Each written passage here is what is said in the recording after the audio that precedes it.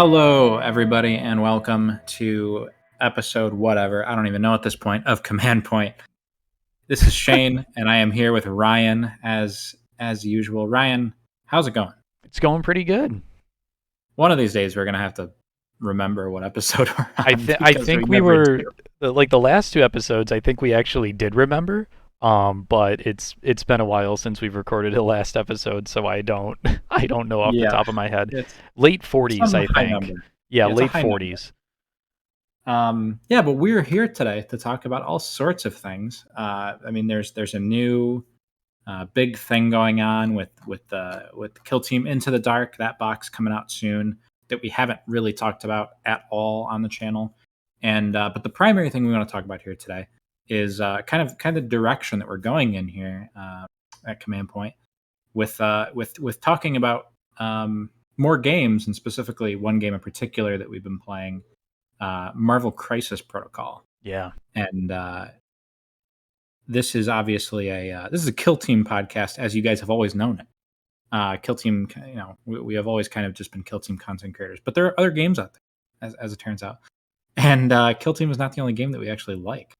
And we want to talk to you guys a little bit about Marvel Crisis Protocol, or MCP, and some of the ideas that we have for content going forward. But first, before we get into any of that stuff, we should talk about Kill Team Into the Dark, because this is the next big box coming out, and it's also the first box that we're getting that wasn't on like the release map that they released way Correct. back when. Mm-hmm. Because some people were like, before the Into the Dark got announced, it was like, are we gonna get another thing? Like, what's going on? Like, are we in limbo? But no, we are not in limbo. We have Kill Team Into the Dark. And Ryan, what do you think about this? Yeah, I mean the box set looks pretty cool when they initially previewed it, and they were just kind of showing like the two kill teams. The crew looked awesome, right? Mm-hmm. But I was like the Imperial Voidsman Navy troopers or whatever. They only showed like one or two models, like the guy with the couple guys with the shotguns, and then like the leader with the bolt pistol or whatever. And I'm just like, all right, so is this just going to be another like guard equivalent team? But evidently not. The latest Warhammer Community article, which previews like the whole set, it looks like there's a guy with like what looks like a las cannon, and there's Mm-hmm. like models here that have like chain fists, which is pretty cool. So they look pretty cool. They look pretty There's like a unique. there's like a little servo skull thing that I love. Yeah, and I love servo skulls. So Yeah, I will say I was a little sour on the Navy Breachers, because it's like, oh, another generic human another team. human team, yeah. I think if it wasn't coming out right after the Blooded and the fact that we already have Vet Guard, I would probably be more excited for this, because Hmm. the models actually look pretty cool. Um, The guy and with I the am kind of, fireman axe seems yeah, kind of out of place, but it makes I sense, love I it. guess. Yeah. No, I think they look good. Personally, though, the Kroot steal the show, right? Oh, for sure. The Farstalker Kin Band, I believe they're called. These are just phenomenal sculpts. I just love all of them. Hmm. They've got a Kroot Hound too, which I'm excited for. There's another bird guy. Yeah, a lot GW of loves their yeah, birds. they love birds. Yeah. And it looks like there's 12 miniatures of each team in the box. There's two Kroot Hounds on the Kroot side, which I love. And then two of the 12 out of that Navy Breacher side is the CAT unit and the Geist skull. So I guess it's not a servo skull. It's a Geist skull. Sure, whatever. Don't know what that is, but it's this thing that I just kind of like. It's just a skull on like a Yeah. but yeah, I'm surprised that there's only 12 miniatures on the Kroot side. I thought that, because that tells me that it's probably a 10 model team. Because if it was a 12 model team, there'd probably be like 14 options, maybe, right? Because that's usually what they do. They'll give you a few more options than what you take. Yeah, I think you're right. It's kind of like a orc commando type situation where it's like if you don't want to take the grot and the bomb squig, you can just take Yeah. 2 commandos, which I believe come in the. I believe there's 2 other commandos in the box that you can build out of it that are just Yeah. like generic.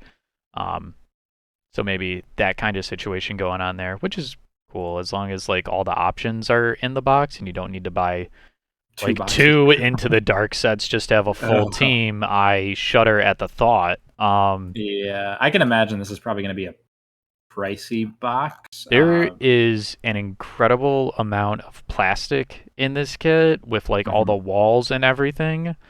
Um, it makes me nervous as to the cost.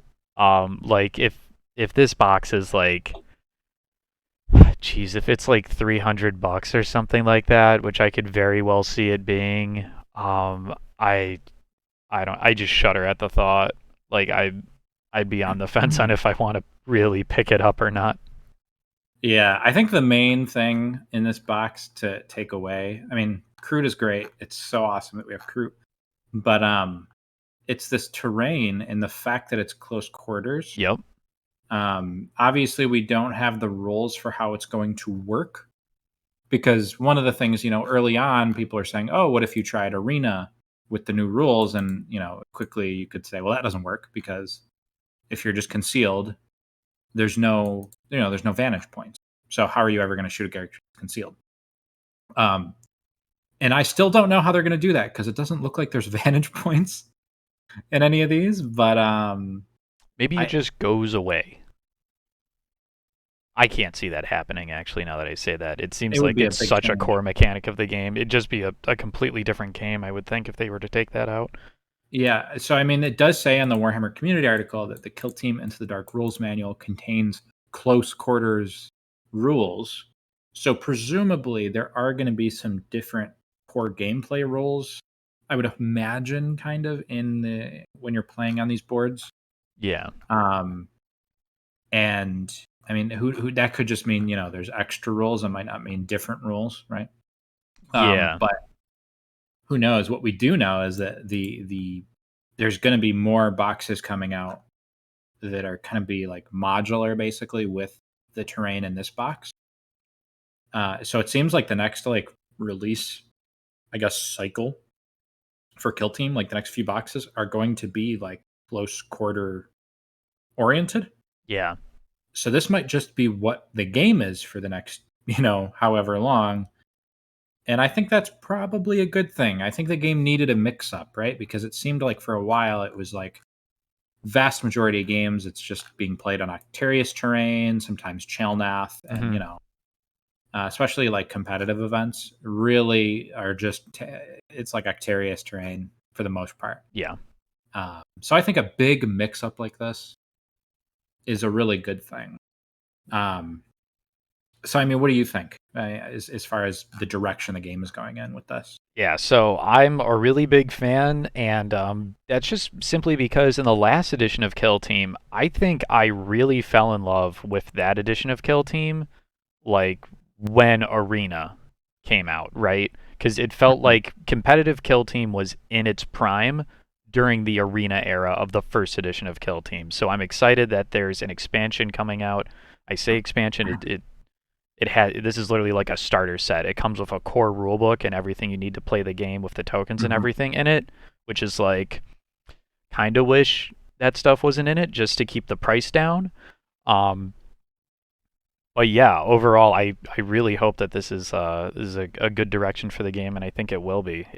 Kill Team plays a lot easier in close confines, going off the last I edition.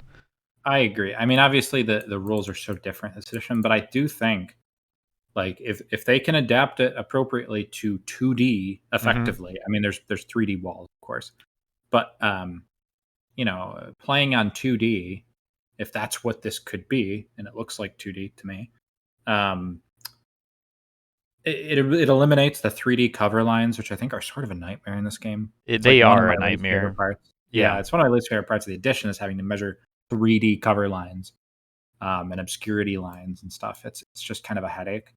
In last edition, I love the 2D aspect of Arena, and I thought it made for a really good competitive game. Mm-hmm.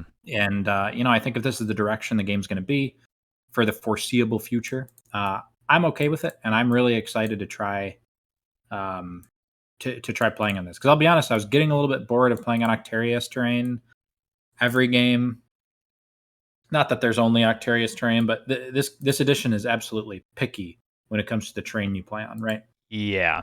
You Yep. can't just throw down any terrain and it'll work, super easy. Yeah. So if Into the Dark offers a more clean, kind of streamlined terrain situation, and that if that means 2D gameplay, I'm all for it, and Mm-hmm. I'm really excited to play this and give it a try. Yeah, it's looking Uh, like it is 2D from what I can tell from the article. Does it say anywhere in the article that like the terrain is going to be available separately at some point? I would imagine it would be. all it says is that there's a massive collection of 54 individual parts in the box, Mm-hmm. and it's infinitely expandable especially when the next set arrives 3 months later, bringing with it a whole new set of compatible Space Hulk scenery. So Oh, that's about okay. all they've said So there's as going to far as the be terrain. so there's going to be Yeah, another set after this where all the terrain is compatible with this one. So that'll be cool. yeah. I think it's going to be like all modular, and Yeah. that would be pretty sick in my opinion. If Yeah. It Because the sounds problem before was like you had Octarius, then you had Chilnath, and then you had Nachman and Morak, and all those train sets were just completely different. And they don't really like you can put them together and make boards, but it's kind of awkward when you do that. It almost felt like those terrain sets were made to be played as one whole set on its own, rather than being perfectly compatible with mixing Octarius and Nachman together or something like yeah, that. I think you're right about that. Whereas it feels like this set and the sets coming in the future are almost like tailor made to be put together, and expandable, which I think is way better for the game. Yeah. I will say, Necromunda players, if any of you guys listening play Necromunda, this is the terrain set for you. There's so much like the modularity and everything. Like these are just hitting all the check marks for Necromunda, really. Yeah, All I mean, this at my gothic local terrain. yeah, my local store, there's like a budding Necromunda community, and it's been Interesting. so cool seeing Necromunda on the table because I never really knew anybody that played it. Mm-hmm. But I've always thought it looked like a really cool game, and yeah, I mean these sets look like they're ripped right out of some of those like close confine Necromunda boards. Mm-hmm. Um, that's a game I'd love to give a try one of these days. And I was always thinking, we've talked about Mordheim in the past. Yes. You and I have, at least. I don't know if we've talked about it on the channel, but um, I've always had this like hope that they'll bring Mordheim back. But with Warcry version 2 coming out, that seems more unlikely with each passing Yeah. day. Um, and I mean, hey, Warcry, maybe that new edition will be something to look at. Uh, so, is there anything else you wanted to touch on before we get into the MCP discussion? No, not really. These crew, They're great. they look so good. It's ridiculous. They, yeah, they really do. I love them. All right, yeah. So let's get into Marvel Crisis Protocol. Yeah. So, I mean, I got you into this game, Ryan, Yes. and I remember when it came out initially, like pre-COVID. It came out at like a terrible time because it came out right before COVID, which is like a Mm-hmm. nightmare for any developer. Um, I remember seeing it, and it's in. And for those of you unaware, it is a skirmish tabletop game, much like Kill Team, um, where it's Marvel characters like Marvel Comics, and it's like you're pitting two teams, like skirmish teams, against each other, uh, made up of various heroes or villains out of that universe. And I remember when it came out, and I kind of was like, that it doesn't strike me, because I've always actually liked comics growing up, and I do like the MC movies. I know a lot of people don't like them, but it just didn't, like, as a concept, it seemed weird to me. Mm-hmm. And I very recently I kind of got into it because there's a group at my local store that plays it, and I got kind of curious, and I checked it out. And first of all, the core box is like the one of the best core boxes I've seen for any like miniatures game. Yeah, like value Um, for money, it is definitely like the best. yeah, it's super. Yeah, like $90 for like 2 full teams, a bunch of terrain, all the tokens and measurement stuff and dice that you need. Hmm. Crazy, crazy value. Um, but yeah, I started playing it, and I played a couple games, and right off the bat, especially coming from Kill Team, that kind of has, I don't want to say like super complex rules, but like not the most intuitive rules on in a lot of ways. MCP was like immediately so easy to pick up and play, like from a core rule standpoint, just like hopping in, and it wasn't very confusing to learn, I guess. And I Yeah. think you can kind of attest to that too. Yeah, no, I mean like after like the first couple games, it's like, okay, I feel like I know everything I need to know core gameplay wise in order to just like play the game and have a Mhm. smooth game. Yes, for sure. So I mean, I kind of started getting into it, and one thing I really like about it, because I know I keep trying to sell people on this game, and a lot of the time I get like the same response back where it's like, oh, I'm not really like into Marvel, like the setting doesn't interest me, and I get that. And a lot of people are kind of like exhausted from all the movies that have come out because there's just so many. Hmm. And I will say, if that is something that dissuades you, one thing that I really like about MCP, as far as like the theme goes, is that it's more comic booky rather than like MCU inspired. For sure. Um, because like when I was a kid, I would read all these like old comics that my dad had from like the 80s and like late 70s. And so I kind of grew up reading like Spider-Man and like stuff like that, and like Daredevil and stuff. So seeing the artwork and like the models in Marvel Crisis Protocol, it was like right away I was super like kind of drawn into it, like stylistically. Yeah. Like I look at Wolverine, and it's like yellow ridiculous outfit Wolverine. It's not Hmm. like Hugh Jackman in like a tank top, you Yeah. know. Doc Ock is Um, another good one too. yes, yes, He's for sure. comic book Doc Ock, 100%. Nothing to do Yeah, with the Sam Raimi yeah. depiction. It's not like Alfred Molina in a trench coat. Yeah. Um, which so I mean, stylistically, I I can imagine it's not going to be everybody's thing, but people that have agreed to try the game out, even if they've said before, like, they're not too crazy about the setting. Everybody I've showed it to has been like super into it straight away because they play it and they realize, whoa, this plays very well. This is a really fun game. Yes. Like Sean, who we haven't had him on the pod in forever, but Sean, he's still around. I he's never even like read a comic book. He's never watched any of the movies, and I got him to sit down and play the game with me. And within the next like 24 hours, he had bought the core box, and within like 2 weeks, he's bought like 10 more boxes. Yeah. And yeah, I mean, I'll let you talk for a little bit because I've been rambling a bit. Yeah, so like you were saying, a lot of people might be, I guess, like thrown off by the fact that this is like based off Marvel Comics. People might be thinking that this is a tabletop miniatures game, but is this like a kiddie game? We're talking about how easy it is to pick up and learn. It's not a kiddie game. Like the gameplay is just smooth. It's a tight rules system, and it is incredibly deep with the, I guess, like list building and like roster construction, I guess, which is what really appeals to me as like a kill team player. So like when you Mhm. mix like this really like slick, easy to learn, easy to understand rule system with deep, you know, army building basically, like that's it. I don't even care about the setting. like I like some of the Marvel movies.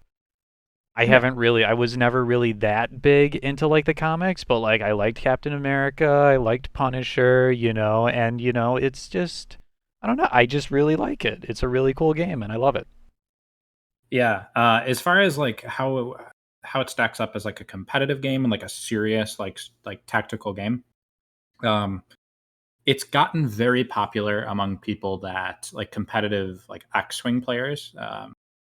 That was a game that used to be pretty big Mm-hmm. as far as like tournament wise, like in the competitive scene goes. But once they changed the edition and like a lot of the rule set, a bunch of people kind of there's like a mass exodus Pretty much, from yeah. X-Wing, and the same thing from like War Mahords, which is another game that a lot of players migrated from to Marvel Crisis Protocol.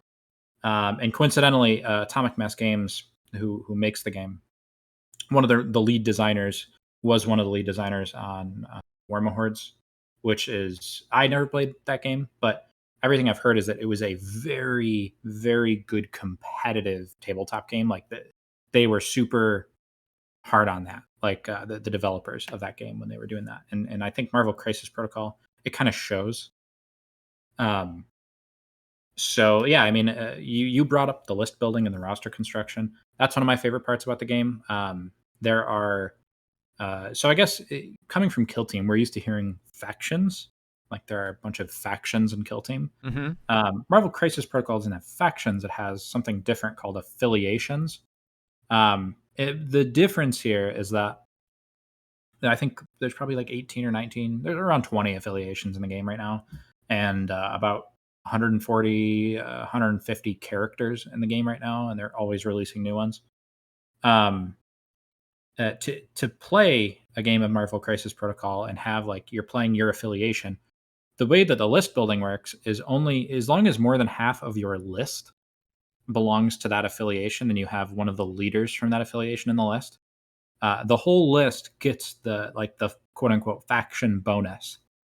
Um, so what this results in is like almost like infinite opportunities for list building. It is insane Yeah. how deep you can go in this game in terms of like coming up with new combos and new like strategies and new approaches.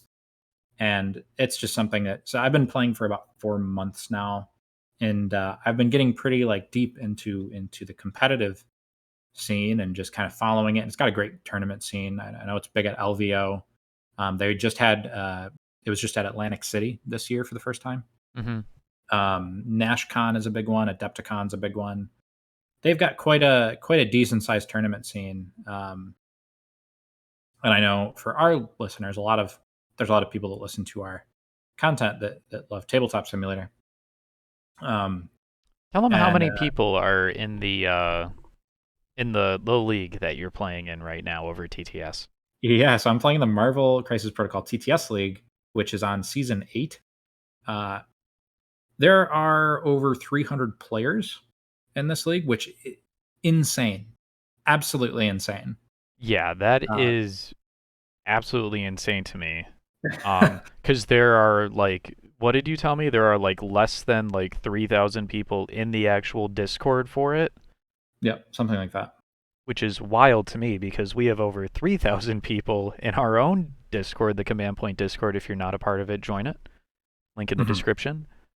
And like we're lucky to be cracking like 32 players for a Yeah, Kill Team TTS tournament that we've we're hosting. we've never sniffed 100. We've capped. I think our biggest one ever was like 64, It 65 was players, 64, yeah. The and biggest Kill Team tournament period at that time. yeah, for a while. But yeah, MCP. This is the for 2 consecutive seasons now in the TTS league. It's hit over 300 players, and it's just massive, and it's such a big event. And I'm playing in it right now. Um, and I've been playing for like 4 months, and I'm doing pretty well. And I'm really enjoying it. And it's like I feel like the creative itch, constantly thinking about and like strategizing about how I can approach the game differently Yes. from like a list building perspective. Um, it's just been really scratching that itch for me. Mm-hmm. So I guess we are planning on starting very soon another podcast. It's going to be on Command Point because I understand a lot of you are here for Kill Team and only Kill Team. So the Command Point podcast and the Command Point YouTube channel is still going to have Kill Team on it. Obviously, we opened this episode talking about Kill Team.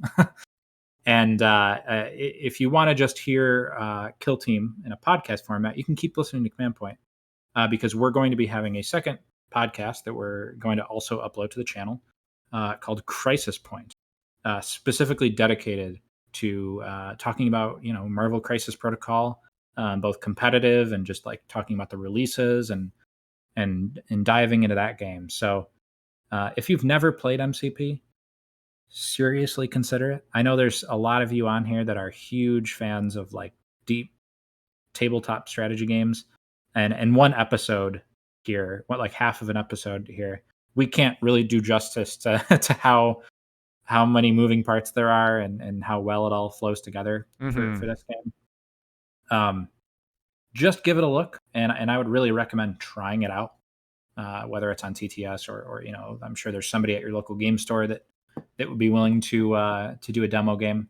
Um, yeah, Ryan, you can talk now. I've been again, I've been going too long. Yeah, sure. So, I kind of want to go through and just list off some of the affiliations that are in Yeah, this game and just highlight some of the key characters that are in here for anybody who like might be a fan of the comics or a fan of the movies and wants to just like, want to know who's what in the game, who's in it so far. So we have got A-Force, captained by She-Hulk. Black yeah, Cat's on there, and here's the thing with these characters is that some of them they actually share affiliations across like multiple affiliations, I guess. yeah, Um, so like they swap in and out really easily, and you don't really. It's just so modular. I love it so yeah, much. yeah, There's Asgard led by Thor, and obviously it's got like Loki, Valkyrie, Hela, Queen of Hell. And then there's Avengers, which is the biggest affiliation in the game, I think. yeah. It is at the moment. Cabal's getting there though. Yeah, yeah. And both of those factions basically are you get good, decent models for both of those factions inside the core box. Yep. So I mean, I don't know if really you can take the models in the core box and like smash a tournament, but like they're good. Yeah, It's for not sure. like yeah. I love Steve Rogers, Captain America. Um, I like Iron Man, even though he's not apparently very good. Oh, I think Iron Man's good. I Yeah, think Iron Man's pretty good. Yeah, I don't know. I heard other that people. push, that push is so Yeah, great. the push is pretty good. Um, what else do we Black got? Order, Yeah, Thanos. Black Order. How can I forget? Yep, Thanos. Uh, which is just awesome. And he's got the Infinity Gauntlet, and you can give him. All five of the gems are in the game, right? And you can give him two at any time. It like increases his threat level, which is like their equivalent to points in terms of list building. Yes. And you can also give those gems to other characters like Loki. Hmm. Um, we've got Brotherhood of Mutants. So if you're an X-Men fan, it's not just all like Avengers and MCP here. It is also lots and lots of X-Men and X-Men characters in here. Magneto, Mystique, Juggernaut, who's really good. Um, Yep. Sabretooth. Cabal has Red Skull. Uh, Yeah, Cabal is like it's kind of like the catch at the it's a moment. It's catch-all for a bunch of villains. Yeah. yeah, and they're definitely narrowing down. Like they're coming out with a Hydra affiliation pretty soon. Yeah. That's going to be kind of more narrow, and I think a little more focused. But like you go down, you've got Convocation if you're into like Doctor Strange and the magic people, the sorcerers. Mm-hmm. Um, Criminal Syndicate, which is another bad guy affiliation, but it's a little more like grounded. Like Kingpin is the leader. If you're familiar with Kingpin, Right. um, And they've got.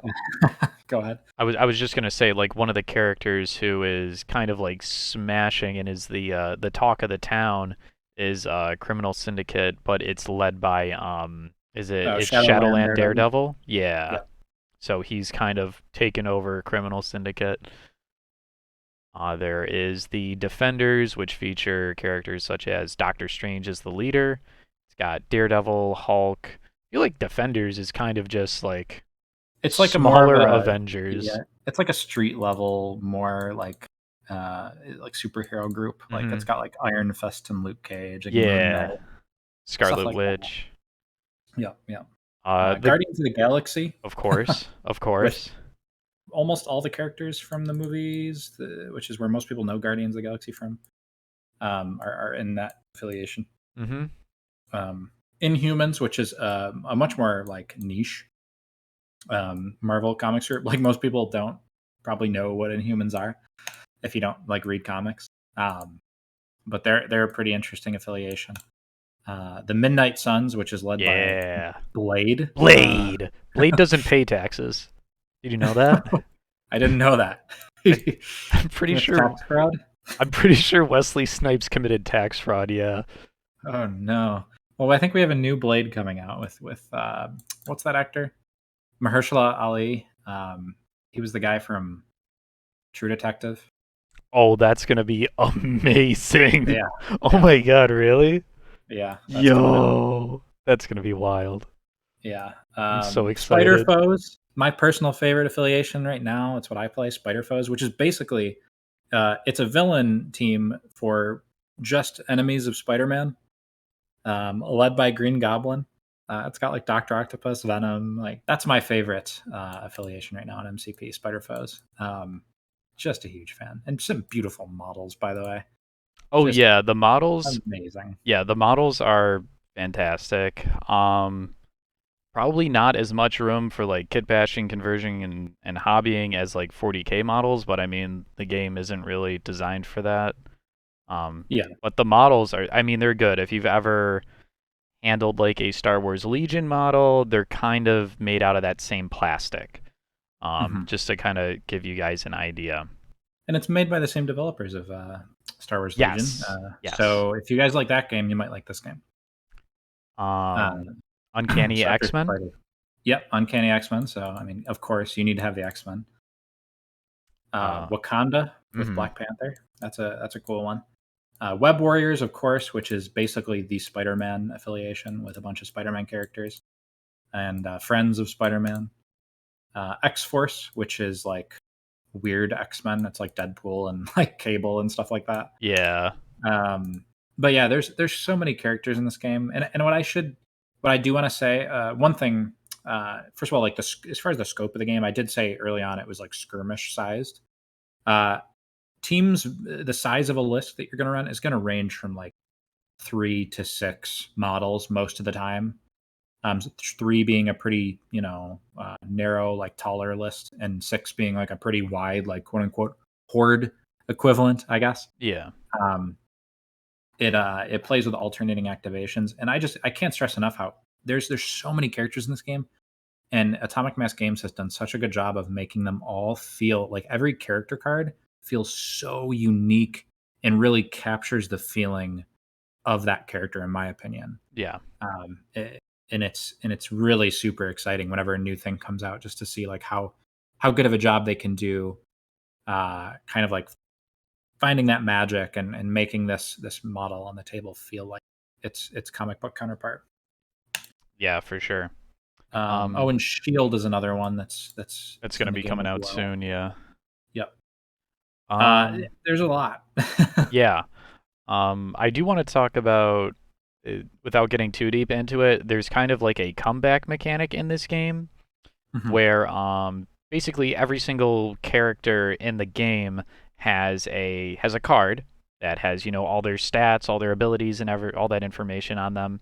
Once they are reduced to basically like 0 hit points, you flip the card over and they have like a damaged side, I guess I'll call it. Mhm. Um, and the character is, once this happens, the character is dazed. It can't do anything for the rest of the turn. But on the next turn, you come back with the opposite side, and you basically like you come back at like full health or like slightly below, or in some cases, I think you might have more health.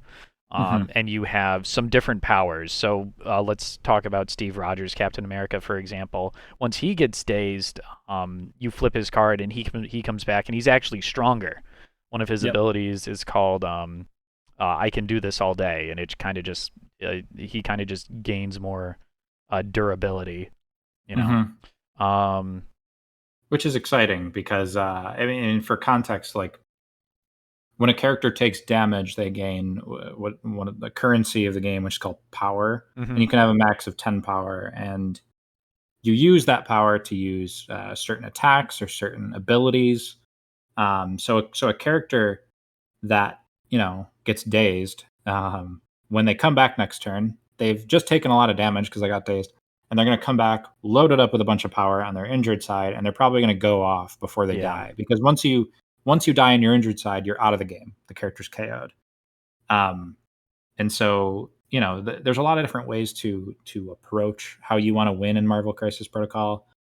If unlike in other games that I've played in the past, if you table your opponent in Marvel Crisis Protocol, you win, regardless of what the current score is.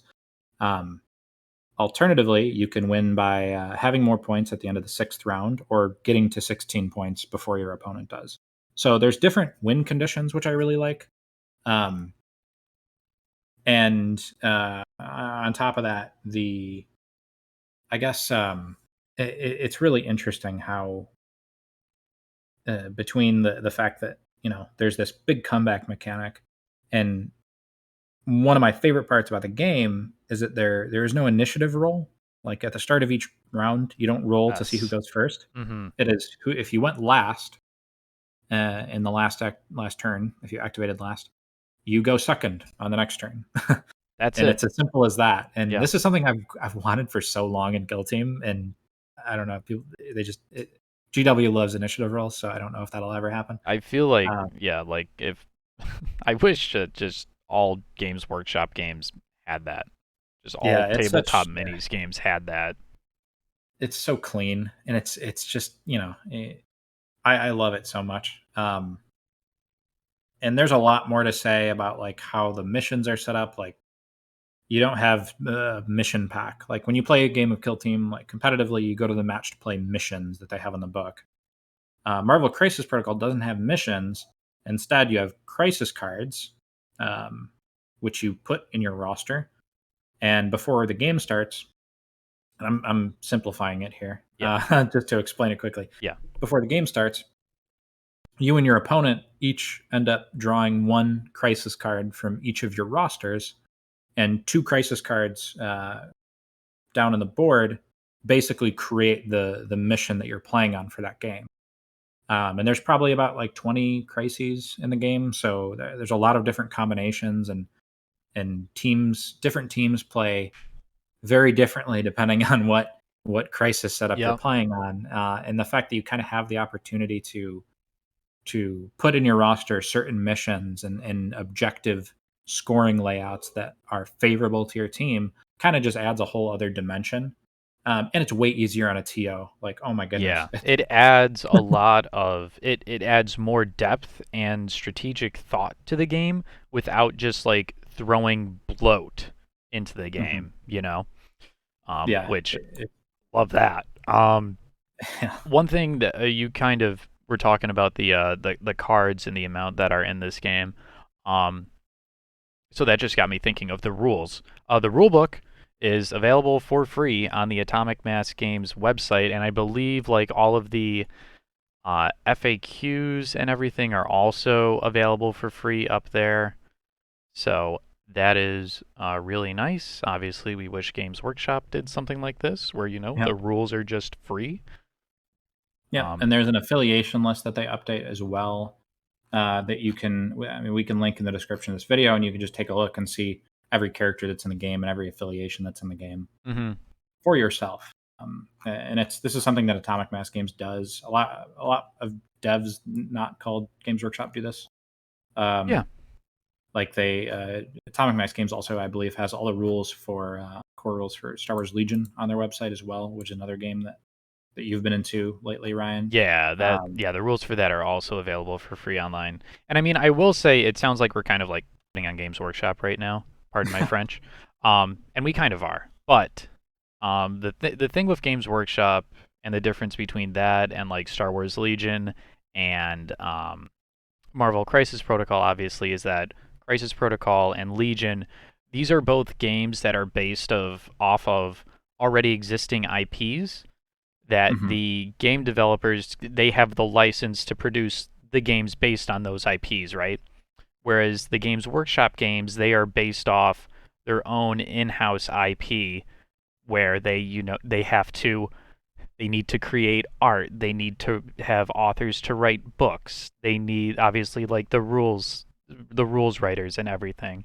So I mean, like on the back end of things, I want to say with Games Workshop, they have a lot more people to employ. It feels like in I get terms of that. like the creative side, whereas Atomic Mass Games, they just have to develop the game and then clear it with the owners of the IP, essentially. So hence why at least one of the reasons why I think like you gotta buy the core rulebook for 40K. You gotta buy the codexes and all these supplements and everything.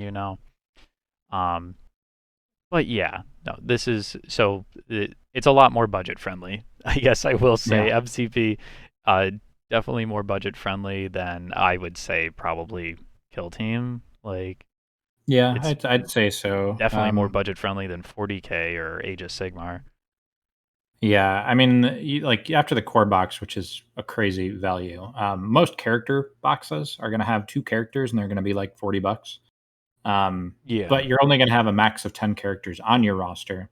And then, like I said earlier, in each game, it's going to be like 3 to 6 characters, most of the Mhm. time 5, to be Mhm. honest. So it's not too crazy of an investment if you already have the core box. It's really easy to expand and kind of build upon that. And there's all these different affiliations and characters, and yeah, what I love about it too is that the game feels very balanced. Um, there's obviously certain things that are stronger than others, but you really can make almost any character work if you really like the character in Marvel Crisis Protocol. Like I think I mentioned earlier, I grew up reading a lot of like Daredevil comics, like old style Daredevil. Mhm. Um, and core, like not core box, but normal Daredevil, not the Criminal Syndicate one. Normal Daredevil is considered one of the worst characters in the game. He is just like he's super undertuned. But still, I think even that character, like I was looking and looking at the different affiliations and looking at his kit, and I'm like, there's ways you can kind of make this character work if you really like him. Like if I want to play him in like Shield or something, I think Shield might have some stuff that Daredevil would really like. Mhm. Um, and that kind of like list building possibility is just so cool to me. Like if Yeah. you pair it with all the flavor and like I like this character, how can I make it work? There's probably a way. Yeah.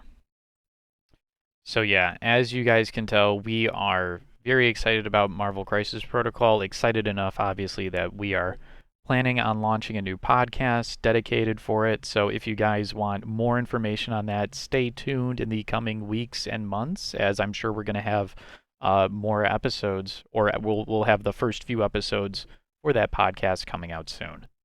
Yep. And I am personally, I'm excited. I hope some of our Kill Team uh, subscribers, check this game out and kind of hop on the same bandwagon as us, because it really is a great game. And I'm also on the same note looking forward to you know um, catching a lot of MCP fans that discover our channel and kind of get into it through get into our channel through Marvel Crisis Protocol. So Hmm. lots of exciting things on the way. And as always, like I said before, if you're just in the Kill Team content is not going anywhere on Command Point.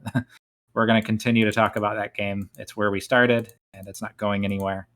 But it's exciting for us to have the opportunity to talk about other games too that we like. Yeah, so I think that about does it for this episode of the Command Point podcast. The Command Point podcast, excuse me. There you go. Thank you guys so much for listening. If you haven't already, make sure to hit that subscribe button on YouTube or follow us on whatever podcasting app you are listening to us on. Make sure to like, comment, subscribe, leave a rating, all that stuff. If you want to support us even further, you can go ahead and check out our Patreon. We should have a link to that somewhere down below. And come and join our community. Come and continue the conversation over on our Discord server. But Yeah, yeah, I think that just about wraps it up. I think you did a great job there, Ryan. And to all of you, stay tuned in the coming weeks for the first episode of Crisis Point.